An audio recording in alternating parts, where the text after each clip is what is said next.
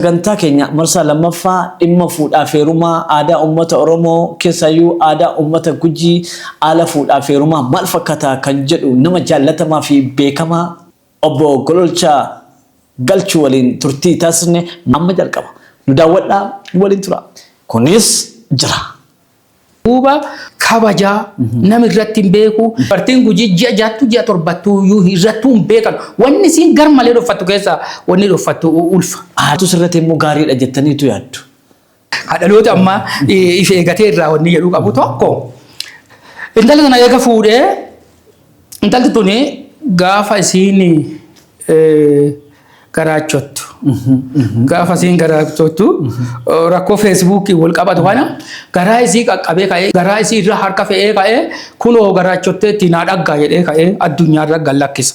Kanaaf gadhaa isii garii akkanarraa yookiin gadhaarra ka'eeti suuraa kaasanii xiqqoo of ilaalee gaarii jechuu barbaada. Haalli maqibaas yookiin moggaasi maqaa maal fakkaata akkamidha? Daawwattoota ministeera miidiyaatiif. Maqibaasi jechuun maal jechuu haala Gujiin maqaa ilma intalaatti baasu jechuudha. Maqibaasa ijoollee dhalattee hoo erga dhalattee illee rakkoo jira. Maqibaasa baafatu illee irratti dhalli kenna of eeggannoo godhuu barbaachisa. Taatee irratti tokko hundaa'eeru moggaasu jira. Ka maqaa fincaan keessaa moggaasu jira. Ka maqaa yaa'aa moggaasu jira. Taateewwan kanarra hundaa'eeti maqaa kana moggaafata. Maqaa hiika qabu. Maqaa boru dhaloota kanarratti yookiin namarra dhiibbaan finne isa kana ta'uu qaba jechuudha. Kanaaf maal jedha amma nama yeroo tokko wanni ani Facebook irratti dhaggu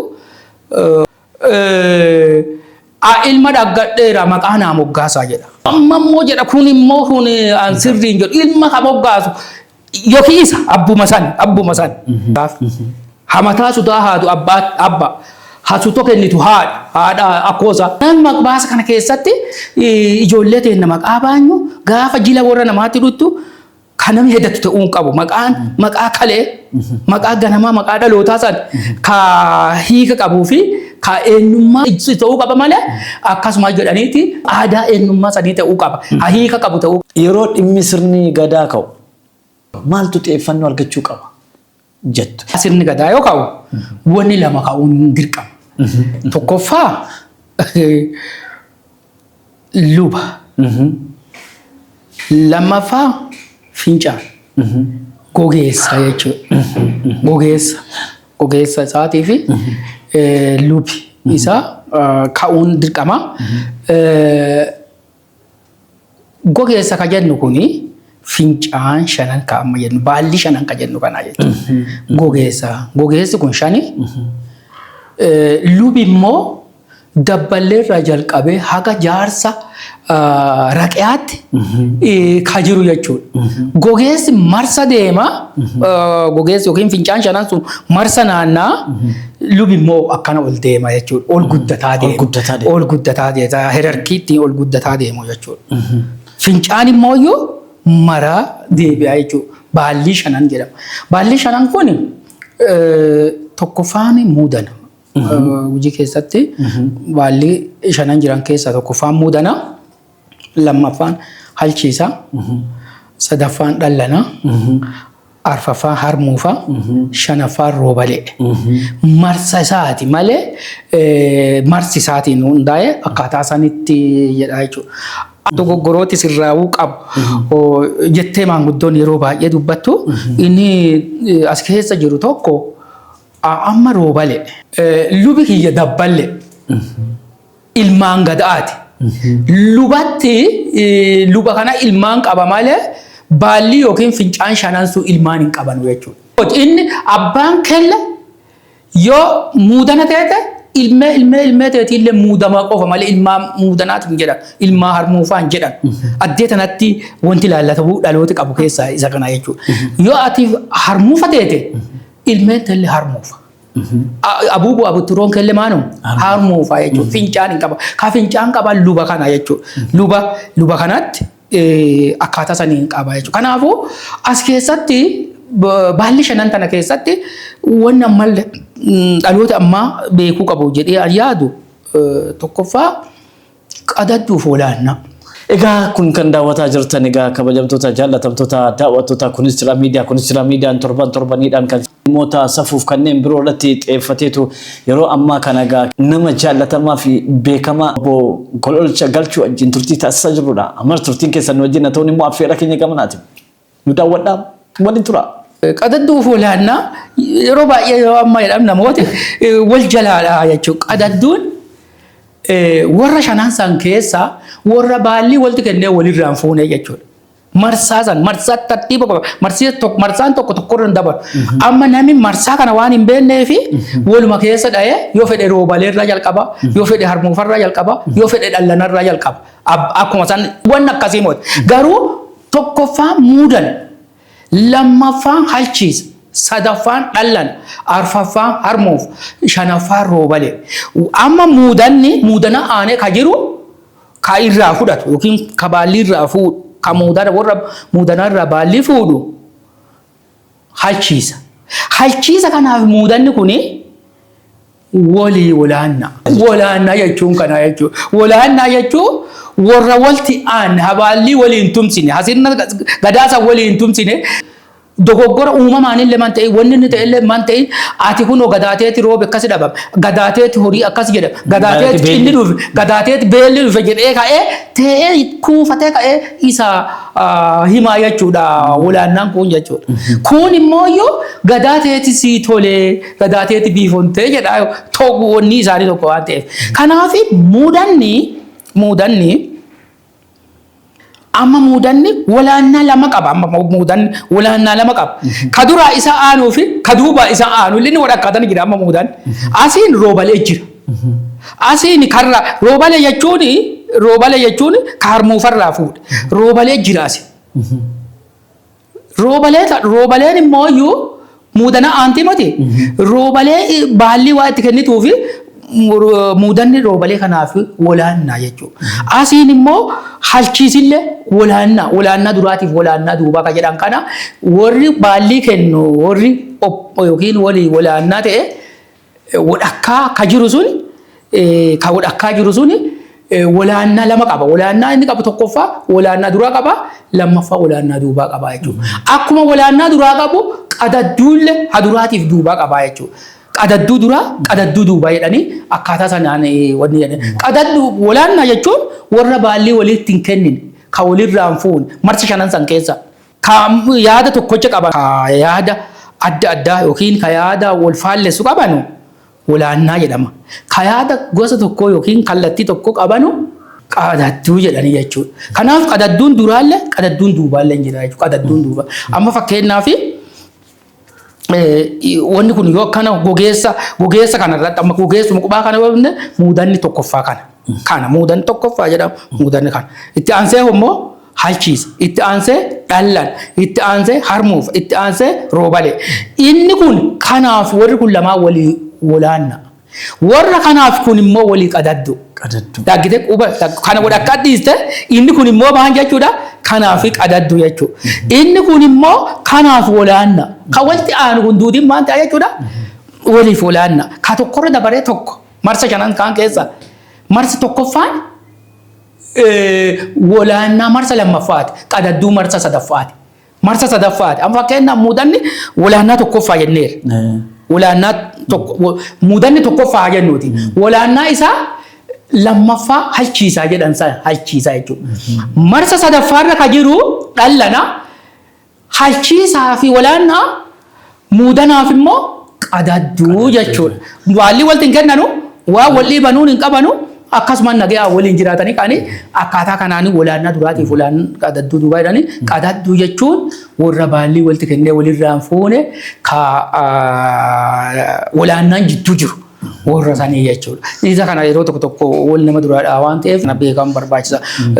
Yoo kana ta'u immoo miseensa san keessatti immoo warra tokko keessatti nami tokko yoo miseensa san keessa warri jiru warri luba tokkocharra jiru walii miseensa jedhama. Warri sun achi keessa jiru walii miseensa jedhama. Kun walaannaa kun qadaddu kun miseensa jedhanii akkaataa saniin kan jiru ta'uu isaati. Sirna gadaa keessatti maqaawwan adda addaatu jira. Isaan keessaa maqaan fakkeenyaaf maqaan qaalluu jedhu mee daawwattoota keenyaaf. Qaalluun Gujii keessatti qaalluun ni jira. Qaalluun kun saqoo hurrii irraa jalqabe. Waaqaa bu'ee ruufaan bu'ee erga dhalateen duubatti ka gadaan marti gadaan Oromoo gadaan Gujii jiru duudiin qumbii irraa nyaatee hayyoomee haxxiyyoomu. Ka hayyoomeetti haxxiyyoo qaalluu jechuudha. Yoo dhaqee qumbii nyaatin yookiin yoo qumbii irraan sooratin gadaan ni haxxiyyoomu. Kana keessatti sirna gutuu keessatti gutuu naqanii fi achiin duuba qumbii irraa fudhatanii sooratanii jechuudha. Qumbii sooratanii haxxiyyoomanii jechuudha. Sirna gutuu jechuun sirna gadaa jabbilee naqanii jabbilee 99 korbeessa battalaatiin 100 naqanii ka'anii irraa fudhatanii jechuudha. Qaalluu Gujii biratti bakka guddaa qaba. Qaalluu iltisaa saddeeqa jalbii isaa saddeeta jedhanii isa hin kajjetan. Kanaaf qaalluu jechuun sirna gadaa keessatti sirna gadaa saniif ka haxxiyyooma kennee gatooma san kennee ka'ee jedhu kana jechuudha. Kanaaf qaalluun Gujii bakkee guddaa qaba jechuudha Gujii keessatti ittiin turu jechuudha waan aadaa dansaa takka. Uummanni Oromoo Gujii aadaa wal gargaarsaa hedduu qaba. Naannoo uummata Gujiitti geleleen maali? Gujiin aadaa wal gargaarsaa hedduu qaba. Aadaa wal gargaarsaa jechuun aadaa waliin jiraata. Aadaa waliin jiruuf jireenya injifatee hojii hojjetu keessatti qotii keessa bocii keessatti aadaa waliin gurmaa'ee hojjetu qaba jechuudha. Maanii fi nami qofitee yoo jedhu fideedhaa. Waajjatee sissuu dhabuu danda'a. Lama faccisee ka'ee mana laaluu danda'a. Dadhabaan jira, danda'aan jira. Kana keessatti walii gurmaa'ee ka'ee hojjeta jechuudha. Gaafa hojjetu kana gaafa lafa facciran gaafa qotan hin gelelan. Dhiirti hin gelelti durri dookkoo taphatte. Ka durraa dookkoo jedhama. Dhiirti immoo hin gelelti. Geleluun kun faayidaan isaa maali? Geleluun kun faayidaa hedduu qaba. Sirba hojii waliin jajjabeessanii ka'anii hojii waliin akka hojii irratanii hinjatanii hojjetanuu fi gargaara jechuudha. Oomishaaf oomishtummaa dabaluuf tokkummaa hawaasaa jechuudha. Geleleen kun waan baay'ee oomishaaf oomishtummaa keessallee bu'aa qaba.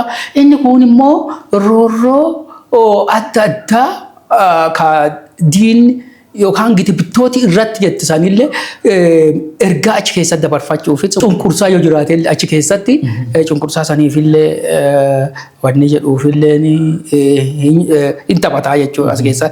Inni kun immoo nama dadhabaaf danda'a achi keessaa adda baasuuf. Akka inni boru dadhabaan danda'aa ta'u wal jabeessuuf jedhanii ka'anii achirraa yoona maqaa argachuuf jedhee namni kun hojii baay'ee hojjetee oomishaaf oomishtummaa dabalee hiyyummaa. Yeroo ijoollummaa keessanii kan gelelaa turtan yookaan immoo ergaa kan qabu meenuu gelelee tokko daawwattoota keenya. Ani gelelee kana hin gelelaa. Kunis jira. Gelelee adda addaatti jira keessattuu ka nama dadhabaa fa'aa ittiin gelelanu jira. Akkana jedhanii gelelan walaloosaa. Ayyoon muddee dudhoo gudde du'a dhiiraa daroon bulte aduu ji'aa waa halkanii asuu jiraa maan dhaggan jedha namichi asuu jabaa waddeessuma laafaaf jabaa wal keessuma jedhanii ka'anii waa tuqanii jechuudha. Ka yeroo gitaa bittootaa isaanii akka naannoo kanaatti garmalee dhiibbaa irra ture yeroo jalqabaa fi gita bittooti dhufanii cunqursanii lafa hojjechiisanii walaloo isaan jedhame walaloo takka jira walaloo gaafa kana immoo roorroon kun isaa gabtee uummati kun akkuma hangafa siin jedhee guyyaa tokkocha gabbaree waan kana fudhatee hin beeku walaloo dubbatee ka'ee aarii garaasaa galaluma san keessatti ifii wanni galfatu hin qabu akkana jedhanii itti galalanii yeroo sanii biyyeen biluu ila buute biyyee isii hujaa duute loon galaana baruu hunyaa yoon badhaana golli durii shaan dhofaa tanan bulle aabbofa barbadaa deeru nami isii huje dadhabeen tee'u gabbateen beeku jedhanii ka'aniiti achi keessatti dhiibbaa roorroo isiin akkaataa ittiin ibsa. Boruu oolaa ittaan xaxadhaa gugurraa guute gurra sin buuse boruun baqadhaa jedhanii ka'anii asuma fixu. Nu daawwadhaa waliin tura. Tana murraan baddaan hin qoortu tana bullaan baqee ooltu jedhanii ka'anii. Tana murraan baddaan hin qoortu tana bullaan baqee ooltu jedhanii ka'anii. Waaw.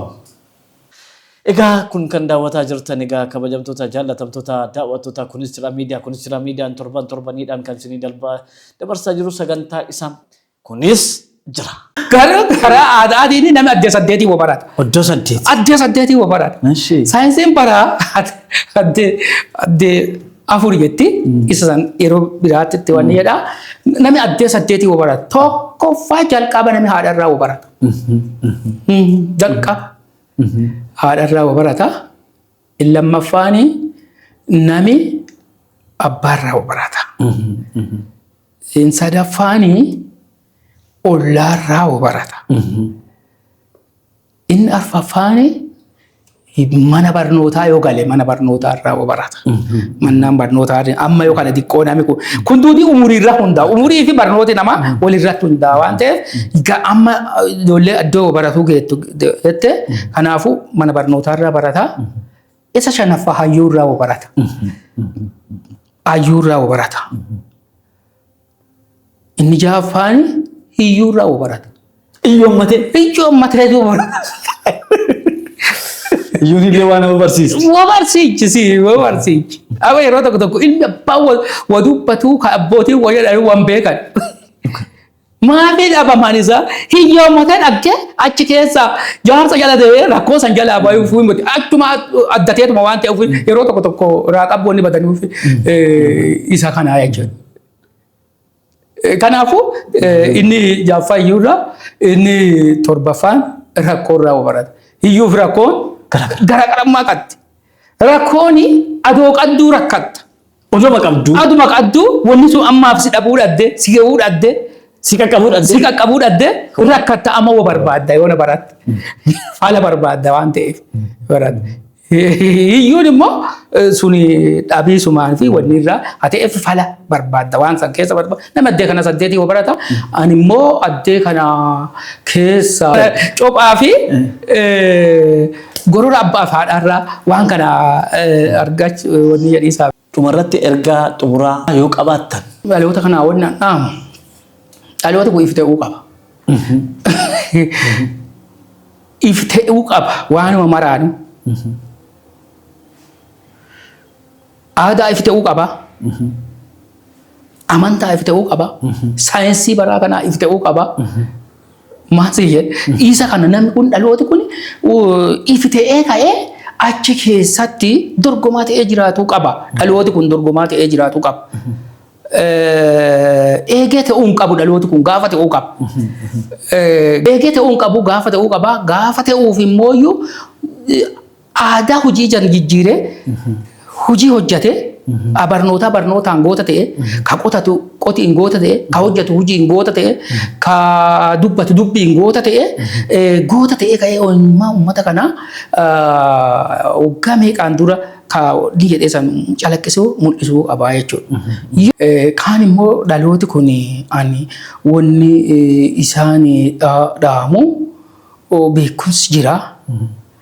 Aadaa keessa wanni bacaan hin tuttuqamin jiranii isaan kana irratti adoo qorannoo bal'aa geggeessanii ka'anii aadaa hojii kana bal'inaan mul'isuuf adoo yaalame waan bal'aatti asii kan irraa baratamu jira waan ta'eef naannoo kanatti otoo jabaatee dhalooti kun gama maraanu gama hundaanu gama tokko qofaa miti gama hundaanu adogoota ta'ee natti tola kan dhaamuun isa kana jechuudha. Waan hojjetu keessatti cimee deemuu qaba waan jedhudha. Jira miidiyaan uchummeen nagaate mufaateetu uchummeen tun duraan dhaamine ila arrabarraa hafaa waa ila nama guutaatiin gala. Daggala isin isaan dagaaggaa isinii baay'ee kanaafuu aadaa ta'e mul'ichanii mul'adha. Inni kun itti fufee deemuu qaba. Kanaaf isinillee jabaadha. Uummati keenya immoo aadaa tana aadaa bal'oo tana walirraa akkana dhunnee kaanee yoo baranne yoo walirraa caqanne badiirraa yookiin dogoggoroota bacaarraa wal deebisuu dandeenya waan ta'eef bifuma kanaan isinillee ulfaadha. Uummati keenyallee aadaan taphaa moti. Yeroo tokko tokko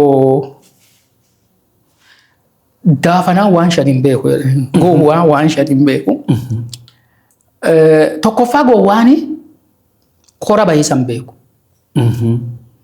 Namni yoo kora bahee wacaqase hodhagee achi waan baca dubbata barumsa achitti illee kan nama. Kanaaf tokko kora bahuu hin beeku gowwaa. Lammaffaa yoo kora bahee caqasan beeku. Caqasu. Sadaffaani yoo caqasee iyyuu qabatan beeku. Arfaffaani yoo qabate iyyuu natti qaba jedhee ka'ee waan qabate isa ibsuu hin beeku. Ja'affaani yoo itti qaban dabaree eegu. Yoommoo dubbadhu jedhan dabarsii hin beeku. Dabarsii jechuun dabarsee nama biraatti hin beeku. Kanaaf dhaloota ammaatiin gowwaan ta'inaa jedha. Bahee nami waa ifii dubbachuu danda'a. Bahee nami aadaa fi barachuu danda'a. Bahee nami ol jedhee deemuu qaba. Kanaaf dhaloota barbaadu har'a barbaadan waan ta'eef dhaloota kana haa barbaannuuti hayyooti jechuu barbaada ulfaadha. Sagantaa keenya asirratti golamni irraa sagantaa biraatiif mata duree biraatiif keessummaa biraa hanga wal agaruutti guutuu isaa karaa yuutuubii chaanaalii kunis jira miidiyaadhaan seenuudhaan subscribe like share comment gochuudhaan nu daawwadhaa nagaan nu tura.